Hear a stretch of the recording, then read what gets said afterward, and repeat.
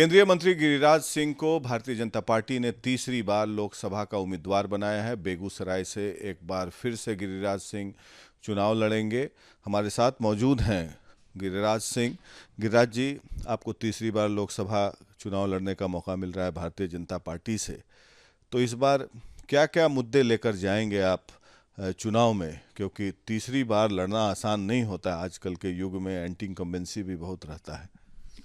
देखिए, नरेंद्र मोदी ने बेगूसराय में जो उन्होंने काम किया, डॉक्टर श्री कृष्ण सिंह की धरती वो कहलाता है। बिहार का पहला इंडस्ट्रियल स्टेट के रूप में श्री बाबू ने स्थापित किया था। उधर झारखंड में सिंदरी, इधर बेगूसराय। आज वो सब बूढ़ा हो चुका था, बंद होने की कगार पे था। गंगा ब्रिज में पुल था, वो बूढ़ा हो चुका था, ट्रक नहीं जा पाए। तो अब एक 6 लेन का पुल, एक रेल पुल, आगे बढ़िएगा थर्मल का धुआं बंद हो गया था, एनटीपीसी का 2 यूनिट। आप देखिएगा कि फर्टिलाइजर की फैक्ट्री में लालू अर्जी किनका किनका नई फोटो है कि शिलान्यास किए, कभी नहीं बना। 10,000 करोड़ लगा के बनाए। रिफाइनरी 25,000 करोड़ लगा, इसलिए लगा वो आसाम के क्रूड ऑयल के से चलता था। जब क्रूड वहाँ रिफाइनरी हो गया तो यहाँ का रिफाइनरी डंपिंग यार्ड बनने जा रहा था। लेकिन मोदी जी ने हल्दिया से पाइपलाइन से क्रूड ऑयल ला करके वहाँ रिफाइन करते हैं और पेट्रोकेमिकल्स तक ले गए, जो कभी कांग्रेस पार्टी राजीव गांधी ने घोषणा किया था वो भी नहीं। तो पुल बनाया, 4 लेन बनाया, एलिवेटेड रोड बनाया, अस्पताल दिया। मैंने इतने काम किए हैं कि 50-60 हजार करोड़ का काम कि बेगूसराय की जनता नरेंद्र मोदी को आशीर्वाद देगा।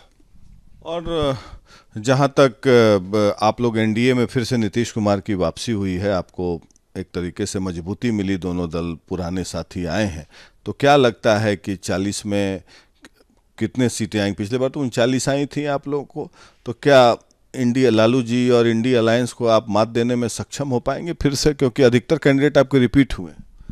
देखिए, इससे कोई मतलब नहीं होता है।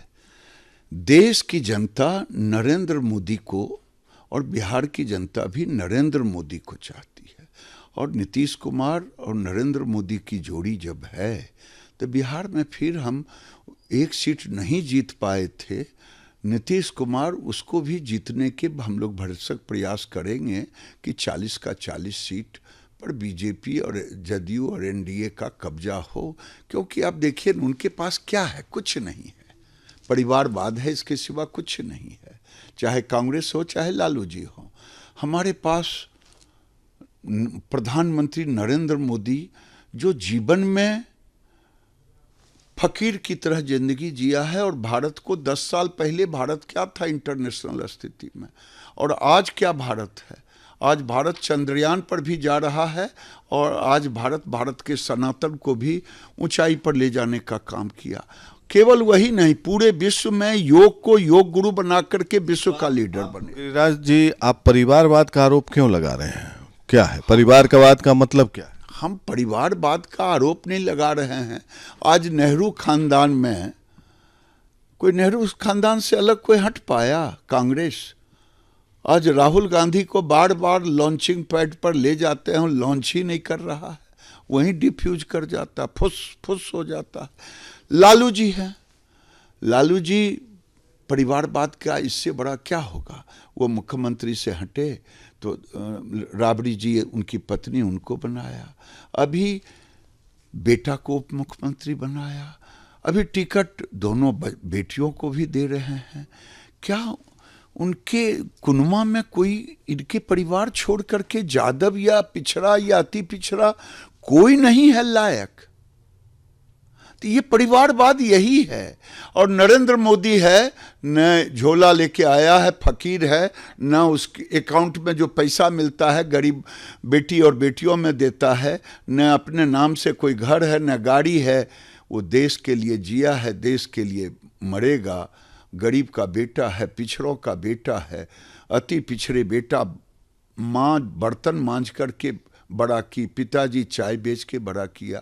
इससे बड़ा पिछड़ों का नेता कौन होगा, गरीबों का नेता कौन होगा? यही सबसे बड़ा परिवारवाद का, एक तरफ परिवारवाद है और दूसरे तरफ एक फकीर है, एक ऋषि है जो केवल देश की बात करता है, दुनिया में भारत को। तो वो लोग आरजेडी वाले आरोप लगाते हैं कि तमाम नेताओं के परिवार के बच्चे भी आपकी पार्टी में भी हैं, वो लोग ये आरोप लगाते हैं। नहीं, देखिए, परिवारवाद की परिभाषा बदलनी पड़ेगी। परिवारवाद की परिभाषा होती है कि परिवारवाद में जो सत्ता के शीर्ष पर बैठे। आज कोई दूसरा यादव तो नहीं उप मुख्यमंत्री बन पाया, मुख्यमंत्री नहीं बन पाया। क्या इनके दिल में कभी, वो मजाक में कहते हैं कि वो कहले बा कि पत्नी के बनाए तो तोहार पत्नी के बना देती है, लोग हंस देता है। इससे नहीं चलेगा, सच्चाई को कबूल ना होगा। मतलब कहने की मतलब कि चाबी परिवार के मुख्य आदमी के पास है, पार्टी परिवार का। इनको देख लीजिए, ममता बनर्जी को देख लीजिए, इंडी गठबंधन को, इधर अखिलेश यादव को देख लिए, मुलायम जी ने किया, उधर महाराष्ट्र में उद्धव ठाकरे को देख लीजिए, पवार साहब को देख लीजिए। ये जितने लोग हैं सब परिवारवाद के परिचायक हैं। परिवारवाद बहुत बड़ा मुद्दा बनने जा रहा है इस बार। क्यों नहीं रहेगा? लोकतंत्र के लिए सबसे बड़ी चुनौती है। स्टालिन का बेटा, कभी केसीआर का बेटा, यही सब तो परिवारवाद। जितने इनके विरोधी हैं सब परिवारवाद वाले विरोधी हैं। अभी आप नीतीश कुमार से मिल के आए, क्या बातें हुई, क्या रणनीति बनी चुनाव को लेकर? आप बहुत दिन बाद नीतीश जी से मिले हैं। देखिए, आप उनके कैबिनेट में भी रहे हैं साथ ही। नीतीश जी के कैबिनेट में मैं रहा हूं मंत्री के रूप में। स्वाभाविक है, एक औपचारिकता भी होती है। मैं औपचारिकता में मिलने गया, उनका शुभकामना लिया। कई और बातें हुई जो हम नहीं आपको बता सकते। चुनाव प्रचार में आने का निमंत्रण दिया आपने उनको? देखिए, वो चुनाव प्रचार में तो आएंगे ही, इसमें कोई दो मत नहीं, लेकिन और भी कई बातें हुई।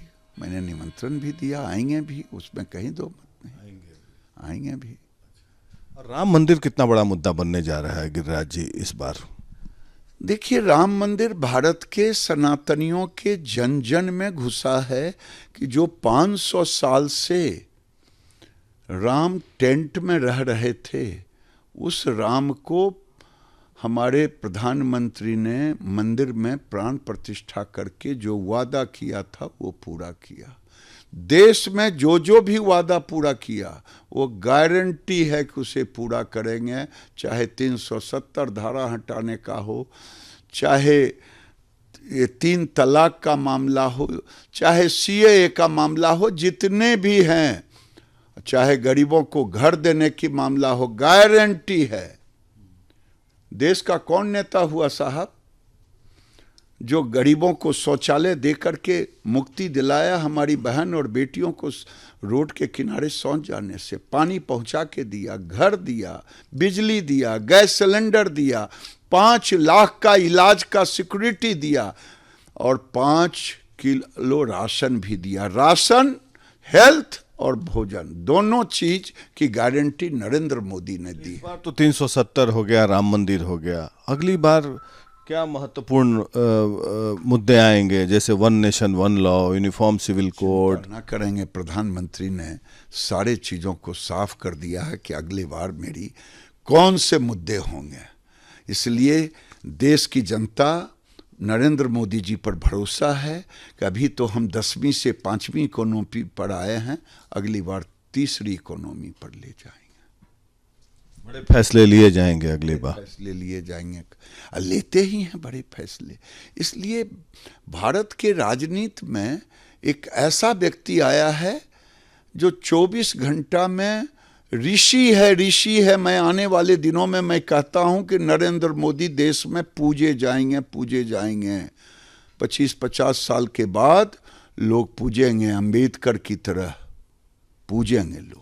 तो आप लोगों ने तो नारा ऑलरेडी दे दिया है कि बीजेपी 370 पार, 370 और एनडीए 400 पार। राजीव गांधी का जो रिकॉर्ड था 414 का 1984 में, उसको तोड़ने की कल्पना है आप लोगों की? हमारी कल्पना नहीं है, ये जनता का भरोसा है नरेंद्र मोदी पर, और नरेंद्र मोदी को जनता पर भरोसा है।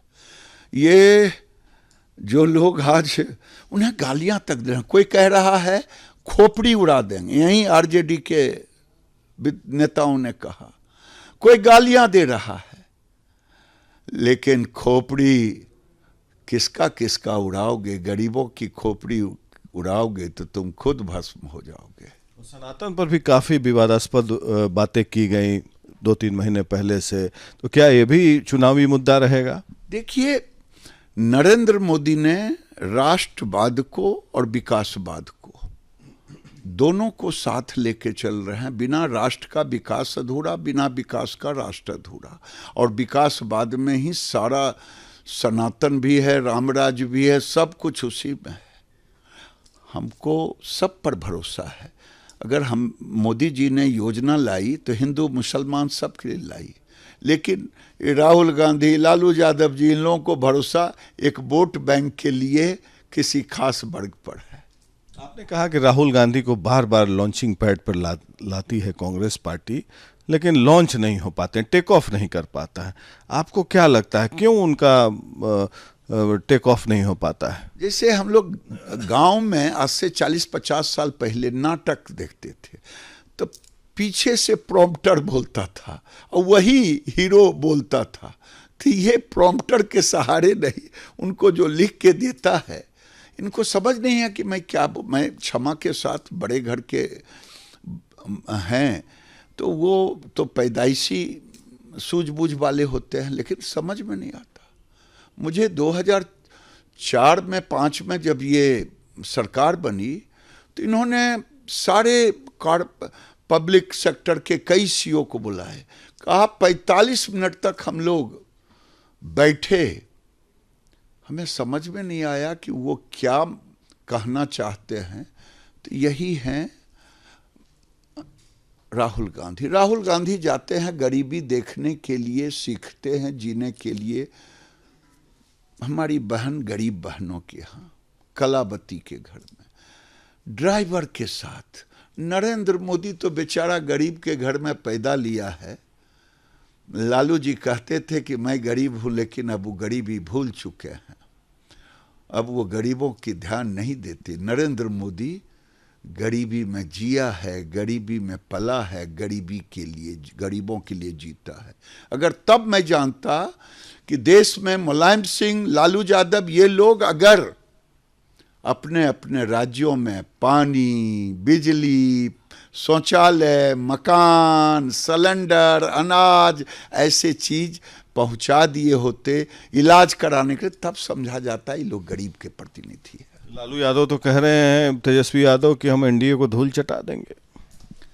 देखिए, बोलने में क्या जाता है, बड़े परिवार में पैदा लिए हैं, परिवार का एक यूएसपी है, लेगेसी है, अपना क्या है बेचारे का। आखिरी सवाल, ये अरविंद केजरीवाल को गिरफ्तार किया गया और उस पर तरह तरह की प्रतिक्रिया आ रही है। वो लोग आरोप लगा रहे हैं कि बीजेपी जो है वेंडेटा पॉलिटिक्स कर रही है। मनीष सिसोदिया, संजय सिंह, सत्येंद्र जैन सब जेल में। भाई, आप क्या कहना चाहते हैं?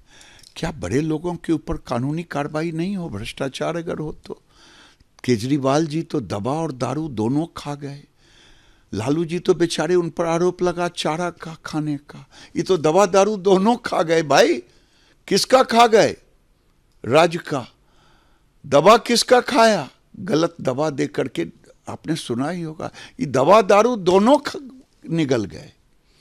तो अगर निकल गए, कहते थे कि अन्ना हजारे के आंदोलन में मैं तो गरीबों का उद्धार करूंगा, लेकिन मैं रहूंगा साधारण मकान में 2 कमरे में। आज 100 करोड़ 50 करोड़ अपने घर पर लगा दिए। ये सब कुछ छिपाने की बात है। तो ये सब किए हैं तो भुगतना तो पड़ेगा ही। अच्छा, ये बताइए, आखिरी सवाल मैं पूछ रहा हूँ कि बेगूसराय से इस बार आप चुनाव लड़ रहे हैं, तो पिछले बार कन्हैया कुमार उम्मीदवार थे, आप कुछ 4 लाख मत से जीते थे। इस बार क्या रहेगा मार्जिन आपका? देखिए, मैं मार्जिन, नरेंद्र मोदी और बेगूसराय की जनता ने पिछले बार भी जिताई थी। नरेंद्र मोदी की कीर्ति, काम, गुडविल, इस बार भी नरेंद्र मोदी का काम और बेगूसराय जनता का आशीर्वाद, यही रहेगा। कोई उम्मीदवार रहे, जनता के हाथ में वोट होता है। गिरिराज सिंह, हम लोग बेगूसराय भी पहुंचेंगे आपके पास और आपके चुनावी यात्रा को ट्रैक करेंगे। बहुत बहुत शुभकामना आपको। तो ये थे गिरिराज सिंह, केंद्रीय मंत्री, और ये ताल ठोक कर कह रहे हैं कि इस बार एनडीए जो है 400 पार जाएगी और नरेंद्र मोदी की सरकार, आने वाली सरकार जो है, कड़े कदम उठाएगी अपने अगले मंत्रिमंडल में। पटना से वीडियो जर्नलिस्ट कुंदन के साथ Prakash Singh, Republic media network के लिए।